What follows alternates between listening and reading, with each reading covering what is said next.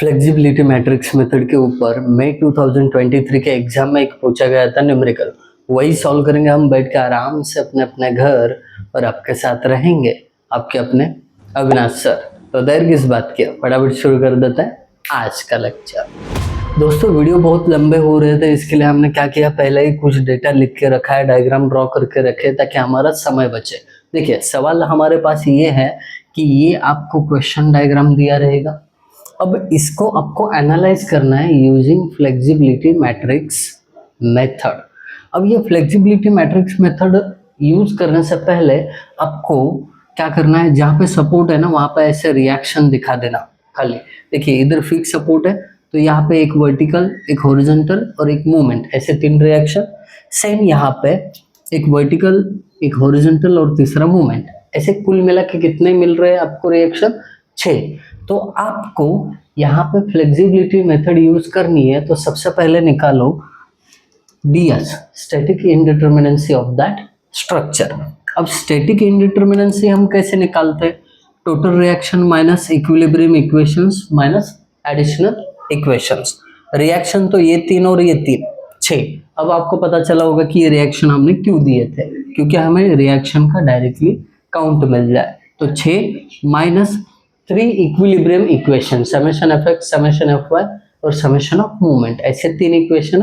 तो यहाँ पे 3 लिखे। ये 0 क्यों आया, क्योंकि एडिशनल इक्विलिब्रियम इक्वेशंस तब मिलेंगे जब आपको इस स्पैन पे कभी इंटरनल हिंज दिया रहेगा। यहाँ पे तो कुछ भी नहीं है तो 0। तो इस प्रकार 3 क्या हो गया आपके स्टैटिक इंडिटरमिनेंसी। अब 3 मतलब क्या हुआ कि आपके इस फ्रेम में 3 रिएक्शन, या ये 3 या फिर ये 3, कोई तो 3 रिएक्शन आप नहीं निकाल सकते।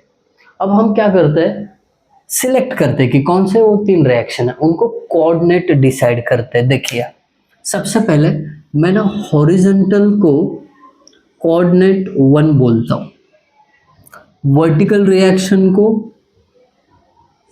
कोऑर्डिनेट 2 बोलता हूँ, और ये जो मूवमेंट है इसको कोऑर्डिनेट 3 बोलता हूँ। गॉट इट, इसको मैंने 3 नंबर दे दिया। अब एक बार आपने ऐसे नंबरिंग कर दिया ना, तो आपको इसके बाद ये 3 कोऑर्डिनेट के लिए अलग अलग ऐसे 3 डायग्राम बनाने हैं और एक प्लस कैपिटल M का। तो कैसे बनाना है, बड़ा इजी है, समझा देता हूँ। कैपिटल M के लिए, कैपिटल M मतलब क्या होता है पता है, diagram as it is draw करना है, खाली ये कोऑर्डिनेट्स को हटा देना है। देखिए मैंने क्या किया, यहाँ पे ये 1 2 3 ये तीनों को हटा दिया उधर से। बाकी ये फिक्स सपोर्ट था, इधर लिखा है, यूडीएल था लिखा है, 25 का लोड था वो भी लिखा है, बाकी पॉइंट के नाम भी एज इट इज है।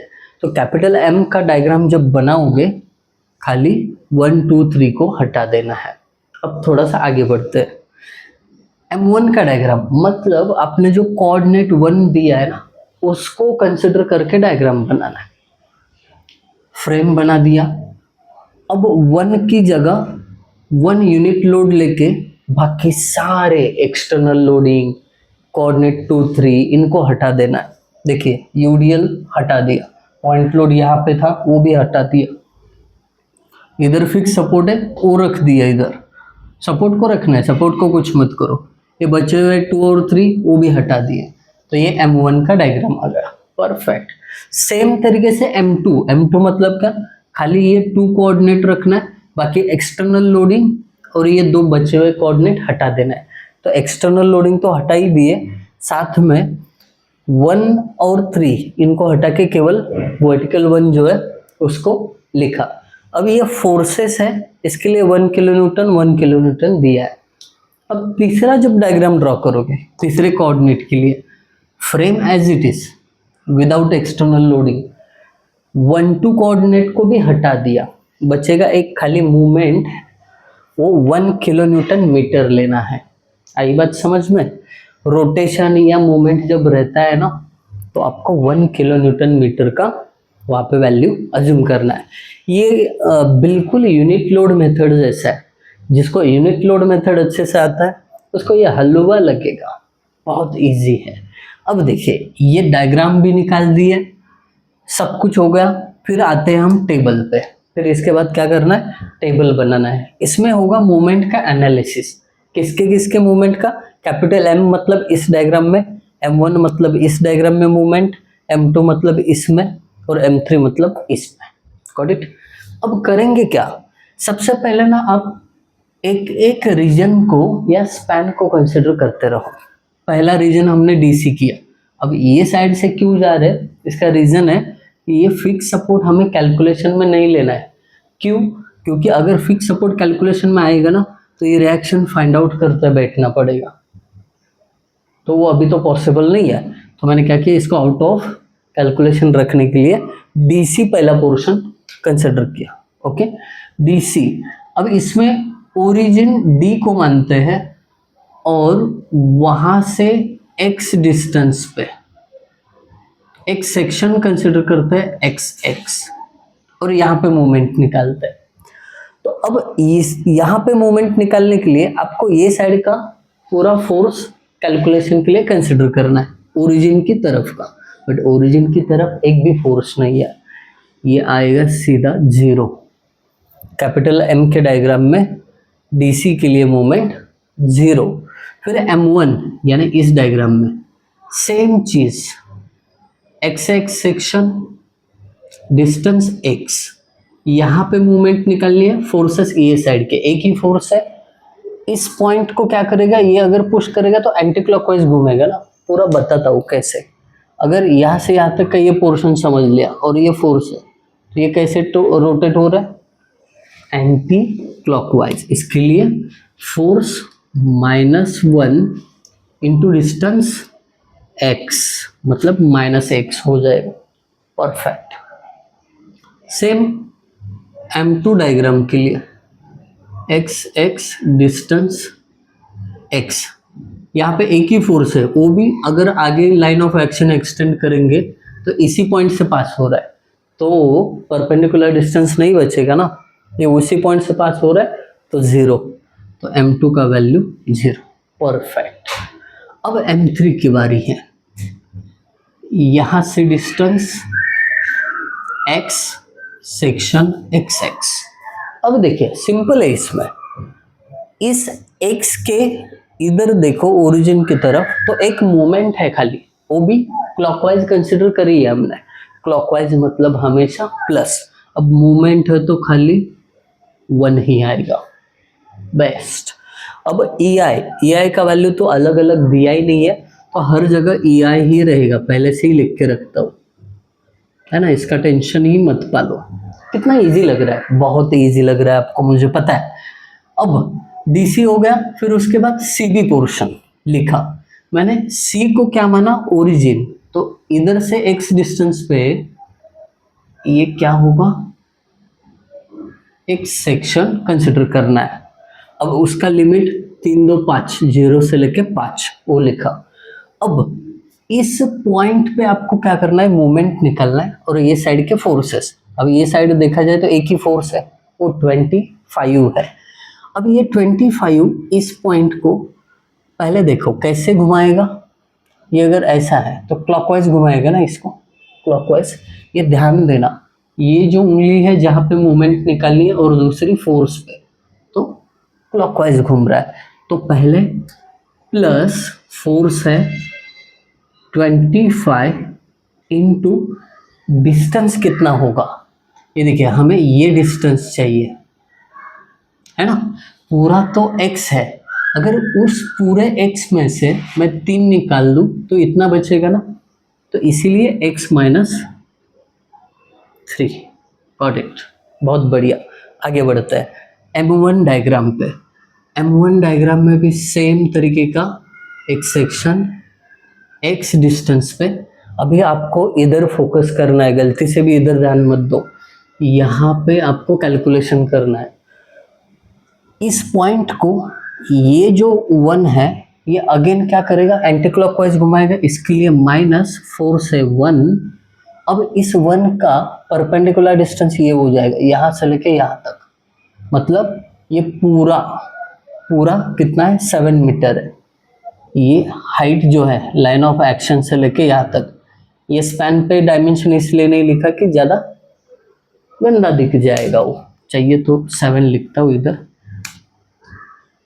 ठीक है। 7 परपेंडिकुलर डिस्टेंस 7 हो गया, मतलब जगह कम है और ज़्यादा वैल्यू लिखेंगे तो गंदा दिखेंगे, इसके लिए मैंने वो अवॉइड किया है, ठीक है। M1 का हो गया।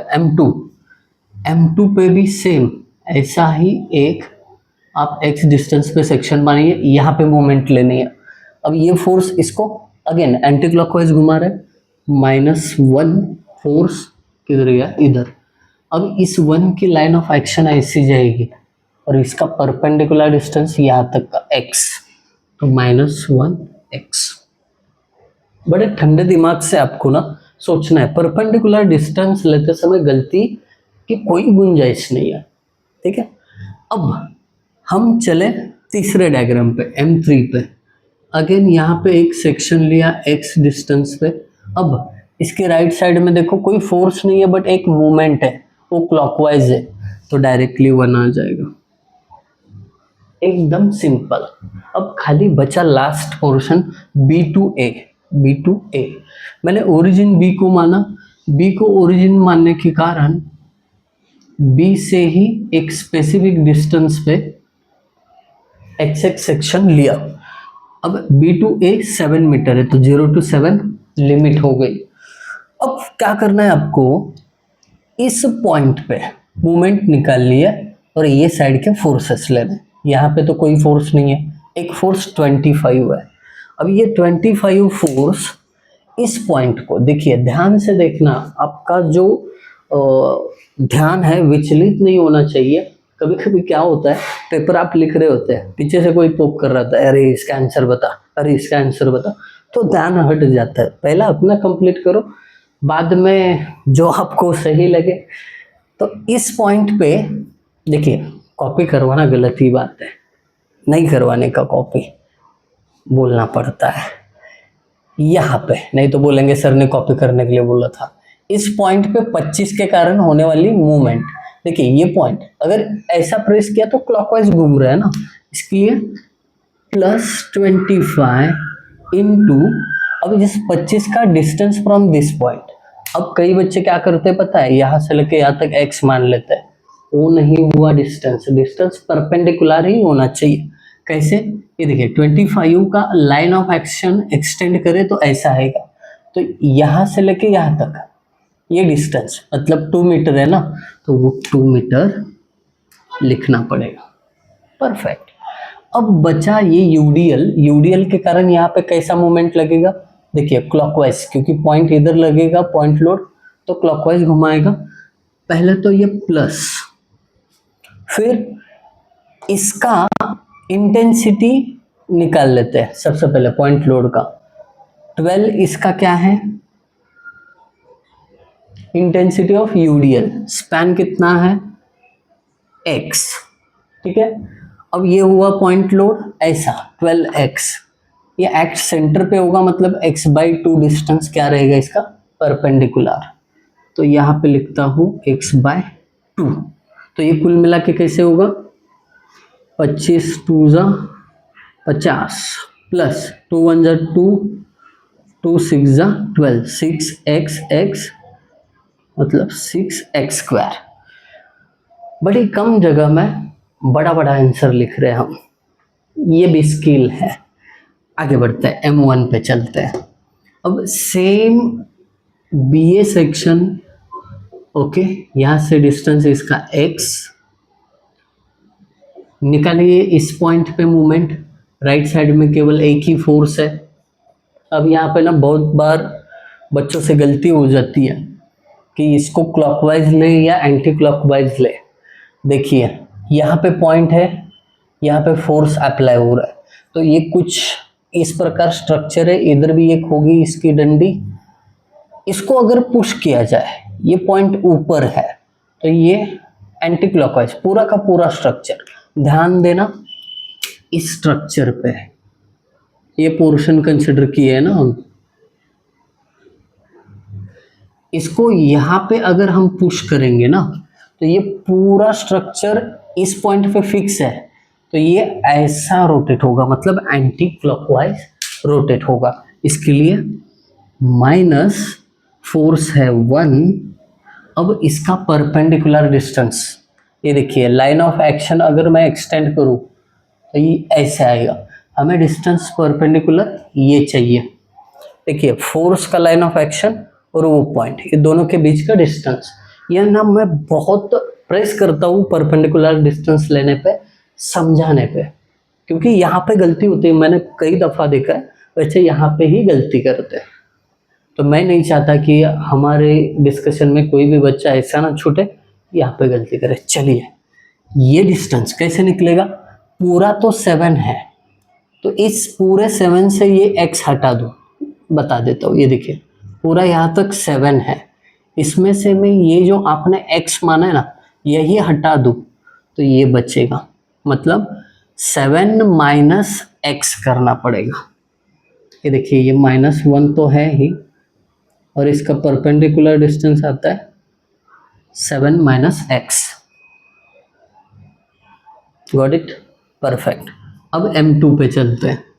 यहाँ पे सेक्शन, ये x डिस्टेंस, फोर्स केवल ये है, आपको यहाँ पे मूवमेंट लेनी है, अगेन एंटी क्लॉकवाइज घूमेगा, इसके लिए -1 डिस्टेंस। ये देखिए लाइन ऑफ एक्शन ऐसा है, इस पॉइंट से ये परपेंडिकुलर डिस्टेंस होगा, ये मतलब कितना, 3 2 5, -5 आएगा इसका आंसर।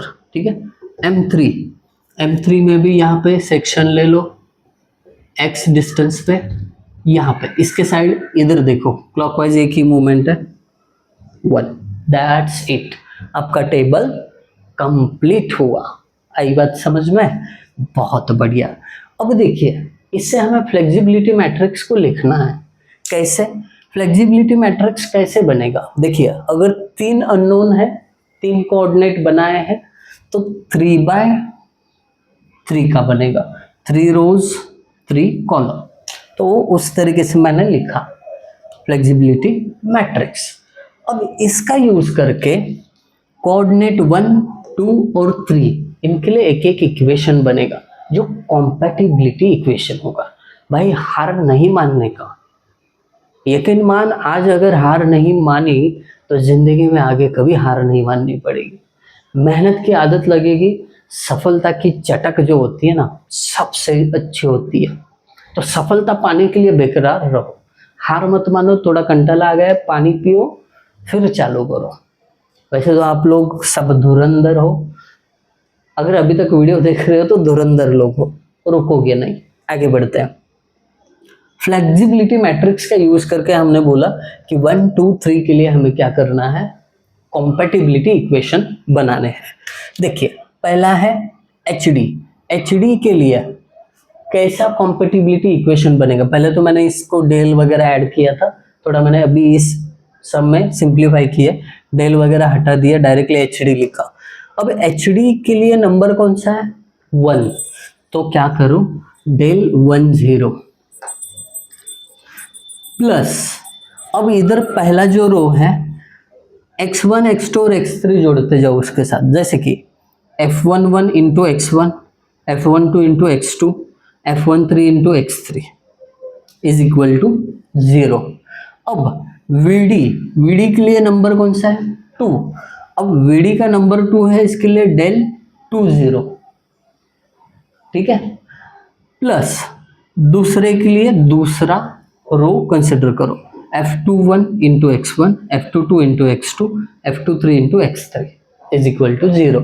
सेम तीसरा मूवमेंट है md के लिए, तीसरा है ना ये, तो del 30 plus f31 x1, f32 x2, f33 x3, that's it. अभी खाली करना क्या है, इस कॉम्पैटिबिलिटी इक्वेशन में ये जो आपने लिखा है ना डेल 1 0, f11, f12, f13, इनको बारी बारी से कैलकुलेट करते जाते हैं। कैसे, तो सबसे पहले डेल 1 0 फाइंड आउट करो, इक्वेशन 1 में वैल्यू पुट करो, एक इक्वेशन मिलेगा। तो पहले डेल 1 0 फाइंड आउट करते हैं। डेल 1 0 इज इक्वल टू, इसका फॉर्मूला ध्यान से देखिए, limit 0 to l integration of 1 है, इसके लिए स्मॉल m1, 0 का मतलब कैपिटल M, इसके वैल्यूज परफेक्ट। फिर आगे हम क्या करेंगे, इसमें सॉल्व करते जाएंगे, बाद में एक एक करेंगे। तो m1 इंटू एम करना है बेसिकली।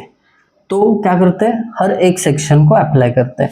पहले सेक्शन में देखो m का वैल्यू 0 है, तो m इंटू m1 किया तो ये पूरा 0 होने वाला है, तो ये लिखता ही नहीं हूँ, सेकंड से चालू करता हूँ। 0 to 5, m का वैल्यू देखिए 25 इंटू एक्स माइनस 3, ये m का वैल्यू होगा, इंटू m1 है, m1 का वैल्यू है -7, इसको मैं धीरे से ब्रैकेट में ही लिखता हूँ, परफेक्ट। ये डिवाइडेड बाय ई आई, फिर प्लस आखिरी सेक्शन है 0 से लेके 7 तक, इसके लिए m का वैल्यू 50 ब्रैकेट में लिखते हैं, ये 50 प्लस 6 एक्स स्क्वायर। उसके लिए m1 का वैल्यू ये देखिए माइनस में है, तो ये माइनस जो है ना, ये दोनों मल्टीप्लाई में है, तो माइनस में पहले लिख देता हूँ, कहीं आप इसमें से ये ब्रैकेट माइनस ना कर लो, इसके लिए ये माइनस मैंने पहले लिखा, और बचा हुआ 7 माइनस एक्स मल्टीप्लिकेशन में इधर लिखा, divided by E I is equal to, करते हैं कैलकुलेशन, बड़ा इजी रहेगा। चलिए, इंटीग्रेशन 25 इंटू ब्रैकेट में alpha X minus 3 bracket close into दूसरे ब्रैकेट में -7, लिमिट पुट कर देते हैं 0 से लेके 5, फिर प्लस इंटीग्रेशन दूसरा माइनस, इस साइन को भूलना मत, bracket 50 plus 6 x square, x का स्क्वायर ब्रैकेट क्लोज इंटू दूसरे ब्रैकेट में 7 minus alpha x bracket close, limit put करते हैं इसका 0 से लेके 7 तक इज इक्वल टू, आंसर मिल जाता है -1988, -1988 divided by E I, that's it. अब दूसरा F11 मतलब क्या, m1 इंटू m1 होता है, उसका डायरेक्टली मैंने स्क्वायर किया, m1 का स्क्वायर। तो पहला सेक्शन देखते हैं, m1 कितना है 0 से लेके 7, उसके लिए m1 है -x, और उसका हमें करना है square, divided by E I, plus दूसरा सेक्शन है 0 से लेके 5 तक, इसके लिए m1 का वैल्यू है -7, तो उसका भी रहेगा square, divided by E I, plus तीसरा सेक्शन 0 to 7, मैं कैलकुलेशन लगातार कर रहा हूँ, आपके कंसंट्रेशन में कोई बाधा नहीं होनी चाहिए। m1 ये -7 माइनस ये है 7 माइनस एक्स, अब देखिए ये क्या करना पड़ेगा, डबल ब्रैकेट लेना पड़ेगा, उससे बेटर है कि ये -1 से अंदर मल्टीप्लाई करता हूँ, -1 इंटू 7 ये होगा -7, -1 इंटू -x ये हो जाएगा +x। अब एक ही ब्रैकेट लेता हूँ और इसका square, simple, divided by E आई, हो गए 1 2 3। अब इसका वैल्यू कैलसी चलाना पड़ेगा, इंटीग्रेशन -x का स्क्वायर मतलब x स्क्वायर हो जाएगा, लिमिट है इसका 0 से लेके 7 तक, प्लस दूसरा इंटीग्रेशन -7 का स्क्वायर मतलब 49, लिमिट है 0 से लेके 5 तक, प्लस आखिरी इंटीग्रेशन ब्रैकेट में -7 plus alpha x bracket close, limit है इसका 0 से लेके 7 तक। अब आप ये ई आई का टेंशन ना ले, एंड में कॉमन में डिवाइड में लिख रहा हूँ मैं, ये आता है 334.83, 334.83 divided by E I plus में ई आई, दैट्स इट।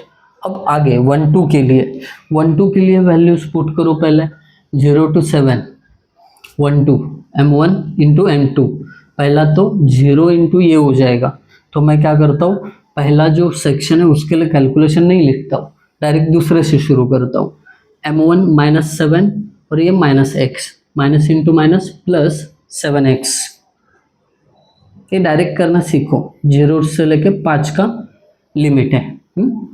ये होगा divided by E I plus आखिरी सेक्शन 0 से लेके 7 तक है। इसके लिए m1 है -1 इंटू 7 माइनस एक्स, और ये है -5। ये माइनस इंटू माइनस प्लस होगा और बचेगा क्या इधर, 7 minus X into 5 divided by E I. Got it, हो गया, इज इक्वल टू, आंसर लिखने की बारी आ गई। अब इंटीग्रेशन 7x लिमिट 0 से लेके 5 तक प्लस दूसरा integration 7 minus alpha x bracket close into 5 limit 0 से लेके 7 तक।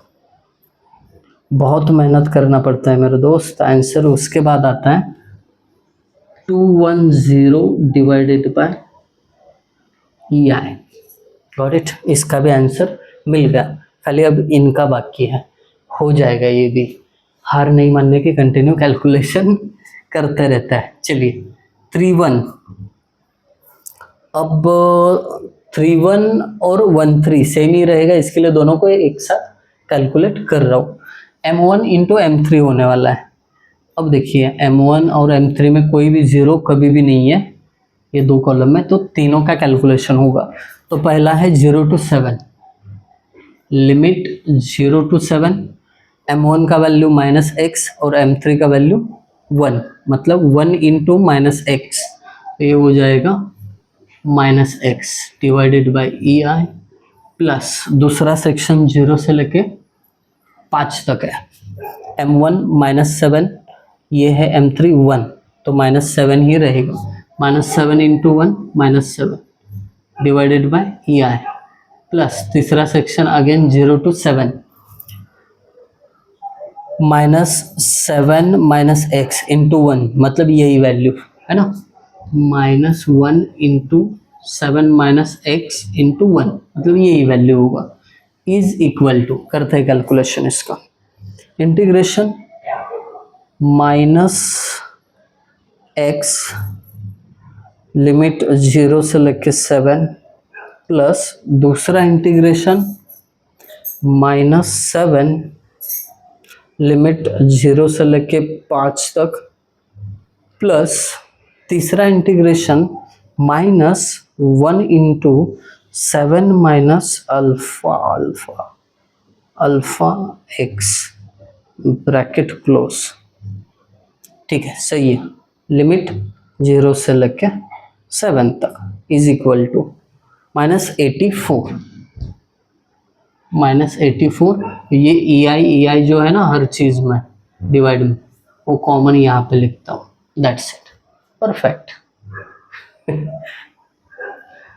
ठीक है ना, कैलकुलेशन थोड़ा सा लेंदी है, इसमें कोई बात नहीं है, बट इजी है, रिपीटेटिव कैलकुलेशन है।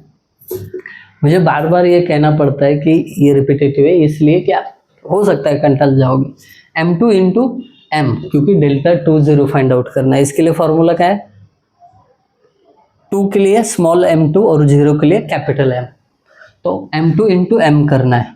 तो पहला m तो 0 है, मतलब पहले सेक्शन का कैलकुलेशन नहीं आएगा, दोनों भी 0 है। यहाँ से शुरू करते हैं 0 to 5 से, 0 to 5 m है 25 इंटू x माइनस 3, और m2 का आंसर वहाँ पे -1x, मतलब -x है, इसको ब्रैकेट में लिखो -x, got it, divided by E I plus आखिरी 0 to 7 तक का लिमिट है, और उसका m का वैल्यू 50 + 6x² ब्रैकेट में लिख दो, 50 + 6x² इंटू m2 का वैल्यू -5, ये भी ब्रैकेट में लिख दो, -5 divided by E I is equal to, calculation कर लेते हैं, 25 इंटू ब्रैकेट में alpha X -3 bracket close into दूसरे ब्रैकेट में -α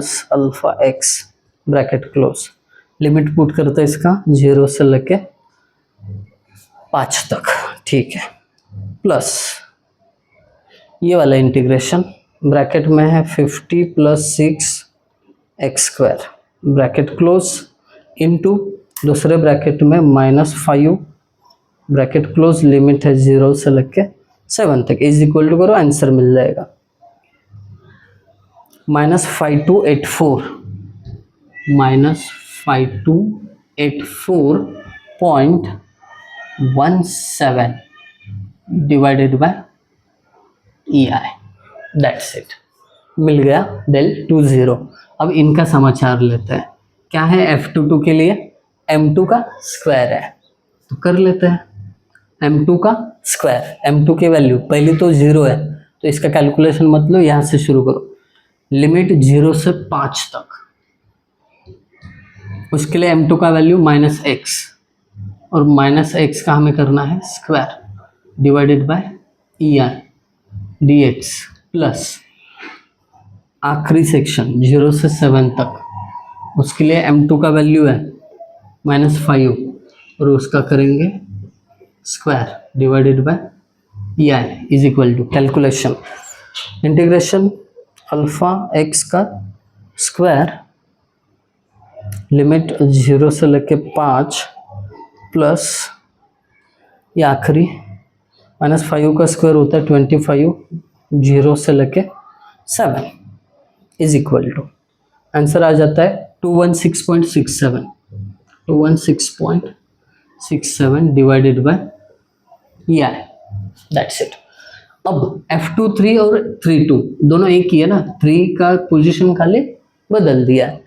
अब M2 इंटू M3 करना है, बराबर, M2 और M3 को, तो M2 और M3 में कहीं पे 0 है क्या, पहले इसमें है, तो पहला सेक्शन नहीं आएगा, 0 5 से शुरू करता है, 0 से लेके 5 तक। M2 इंटू M3 करना है, याद रखना, M2 है -1x और M3 है 1, 1 इंटू -1x -x हो जाएगा, -x divided by EI plus इसके बाद आखिरी 0 to 7, 0 to 7, M2 इसके लिए -5 और M3 1, -5 into 1 -5 divided by EI dx is equal to, answer निकाले, क्यों नहीं निकाल लेते फटाफट, -αx 0 से लेके 5 तक प्लस -5 0 से लेके 7 तक, आंसर मिल जाता है -47.5 डिवाइडेड बाय EI, खुश, दैट्स इट। आगे बढ़ते हैं F33 पे, F33 का मतलब M3 का स्क्वायर है, तो 3 में सब 1 1 ही है, फटाफट क्या करना है आपको, 0 to 7 पहला है, M3 1 है, 1 का square divided by EI plus दूसरा सेक्शन है 0 से लेके 5 तक, उसका भी M3 का वैल्यू 1 है, 1 का square divided by EI plus last 0 to 7, उसका भी M3 का वैल्यू 1 है, उसका स्क्वायर डिवाइडेड बाय EI, ये EI तो कॉमन नीचे आएगा, बाकी बचा हुआ कैलकुलेशन कर लेते हैं। इंटीग्रेशन 1 का स्क्वायर 1, 0 से लेके 7 प्लस दूसरा इंटीग्रेशन 1 का स्क्वायर 1, लिमिट 0 से लेके 5 और प्लस तीसरा इंटीग्रेशन 1 0 से लेके 7 तक इज इक्वल टू 19 आ जाता है, खुश, फाइनली हम ये एलिमेंट निकाल चुके हैं। अभी क्या करना है, ये सारे वैल्यूज यहाँ पे पुट करने हैं, तो 1 by 1 कर लेते हैं। डेल्टा 1 0 की वैल्यू -1988, ठीक है, ये अपॉन EI लिखने की जरूरत नहीं, क्योंकि ये कॉमन निकल के ना इज इक्वल टू साइन के उधर जाएगा ना, तो 0 होने वाला है, तो अभी जब एक जैसा EI है तो लिखो ही मत, टेंशन ना लो उसका, चाहिए तो एक इक्वेशन में लिख के बताता हूँ, ठीक है। प्लस F11 प्लस F11 इधर है 334.83 334.83 अपॉन EI, ठीक है। फिर उसके बाद X1 यहाँ पे प्लस F12 का वैल्यू इधर 210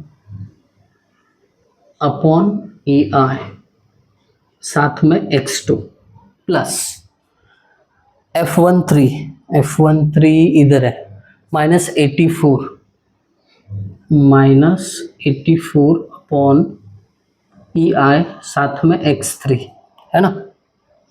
अब देखिए प्लस इंटू माइनस, ये माइनस होना चाहिए, got it, is equal to 0। अब देखिए इधर का EI इधर का EI ये सब कॉमन निकाला, कॉमन निकाल के उधर 0 के साथ मल्टीप्लाई होगा तो EI निकल जाएगा, तो इसको निकाल देते हैं, ठीक है। ये कैसे निकला ये बताने के लिए खाली लिखा था, निकल गया। अब ये जो -1988 है ना, ये कांस्टेंट है, इसको राइट साइड में भेजेंगे तो प्लस होगा, तो ये -1988 राइट में गया तो प्लस हो गया, इसको इक्वेशन नंबर 1 बोलो। जगह नहीं है इसके लिए ये कर रहा हूँ, डोंट वरी। अब इक्वेशन नंबर 2 VD के लिए जो बनाया ना वो डेल्टा 20, उसका आंसर -284 -5284.17, ठीक है, प्लस F21 कितना है ये देखिए, F12 F21 210 इंटू साथ में इसके X1 है, X1 plus F22 216.67 into X2, फिर उसके बाद F23 -47.5। अब देखिए इधर प्लस था ना, बट F23 का वैल्यू माइनस में है, तो इधर डायरेक्टली माइनस लिखो, 47.5 into X3 is equal to 0।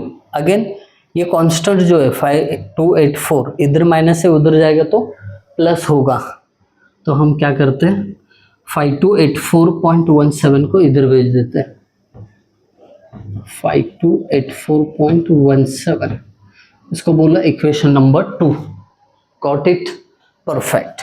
अब तीसरा इक्वेशन बनाना है। del 30 का वैल्यू क्या है, कहाँ पे निकाला है del 30 निकालना बाकी है, del 30 नहीं निकाला हमने, ऐसा लग रहा है मुझे, del 30 नहीं निकाला है। एक काम करते हैं, del 30 को पहले निकालते हैं। del 30 का मतलब होता है limit 0 to L small m3 into capital M, ठीक है। अब लिखूंगा नहीं, डायरेक्टली वैल्यू पुट करता हूँ।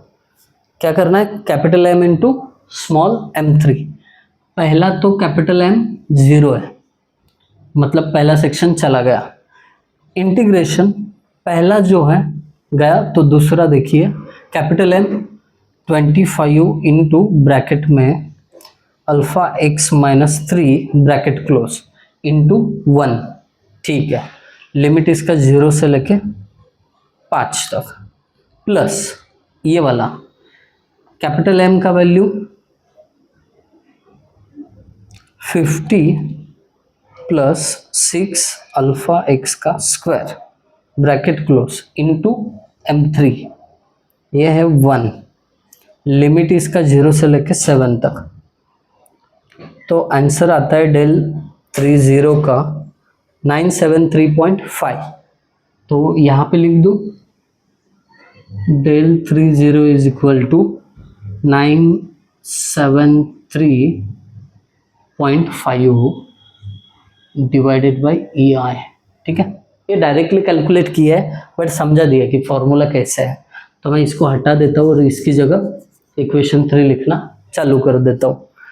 तो del 30 का फाइनल आंसर मिल गया है 973.5 प्लस F31, ये देखिए -84 है तो प्लस इंटू वो माइनस माइनस हो जाएगा, -84 साथ में है x1, ठीक है, plus F32 plus but answer उसका माइनस में है तो -47.5 x2, परफेक्ट। फिर उसके बाद F33 ये प्लस में है तो plus 19 x3 is equal to 0। ये जो प्लस है उधर जाके माइनस होगा तो कैसे लिखेंगे, ये 973.5 उधर जाके माइनस होगा 973.5, इसको बोल दीजिए इक्वेशन नंबर 3, दैट्स इट। अब आपको ये जो इक्वेशन है ना तीनों साइमल्टेनियसली सॉल्व करने हैं। तो इससे आपको मिलेगा x1 मतलब HD horizontal force at D, फिर x2 मतलब VD और मोमेंट एट D। ये तीन वैल्यू इस इक्वेशन को सॉल्व करते ही मिल जाएंगे। कर लेते हैं, मोड पे जाओ, 5 नंबर पे इक्वेशन है। अभी आपको ना nx plus bny plus cnz is equal to dny ये फॉर्मेट में है इक्वेशन। तो आपको यहाँ पे इक्वेशन नंबर 2 कंसिडर करना है। Got it? 3 इक्वेशन के कोएफिशिएंट पूछेगा इधर। पहला 334.83 इज इक्वल टू 210, कोएफिशिएंट डाल रहा हूँ खाली। फिर इधर -84 इज इक्वल टू डी का वैल्यू 1988। फिर दूसरे इक्वेशन पे 210 इज इक्वल टू, फिर इधर 216.67 इज इक्वल टू दबाइए। फिर ये -47.5 इज इक्वल टू दबाइए। फिर ये 5284.17 इज इक्वल टू दबाइए। थर्ड -84 है, साइन के साथ पुट करना बहुत ज़रूरी है। ये -47.5 है, ये +19 है, एंड में -973.5 इज इक्वल टू करेंगे तो पहला x मतलब HD 63.38 किलो न्यूटन। ये देखिए इसकी बात कर रहा हूँ, 63.38 मिल गया। फिर और एक बार इज इक्वल टू दबाइए, y मतलब VD 29.08 किलो न्यूटन, 08 नहीं है 10 है। Got it? और एक बार इज इक्वल टू दबाइए 301.75। अब यह है मूवमेंट इधर का, तो इसको किलो न्यूटन मीटर में पेश किया जाए तो वैल्यू लिखो क्या, 301.75 और VD का वैल्यू 29.10। फाइनली ये 3 रिएक्शन का वैल्यू मिल गया। अब NEP स्कीम में हो, पेपर 2 ही घंटे का रहता है, समय इतना जाता है, बराबर है बात। बट पहली बार फेस कर रहे सब जन NEP को, कुछ गड़बड़ ना हो जाए, प्रैक्टिस में रखो। जैसे ये 3 मिल जाएंगे ना, समेशन fx का यूज़ करके HA मिल जाएगा ये डायग्राम पे, समेशन fy का यूज़ करके VA मिल जाएगा, और directly MA is equal to A पे मोमेंट निकालना चालू करो, ये तीनों भी मिल जाएंगे। अब ये करने बैठो तो वीडियो बहुत लंबा हो जाएगा, वो एक्सपोर्ट भी नहीं होगा और अपलोड भी नहीं होगा आज के डेट में। इसके लिए मैं यहाँ पर रुकता हूँ। आपको यहाँ तक का पार्ट बहुत मेहनत की है, अगर समझ में आया है तो इग्नोर मत करो, कमेंट करके जाओ। Thank you guys for watching video, thank you so much.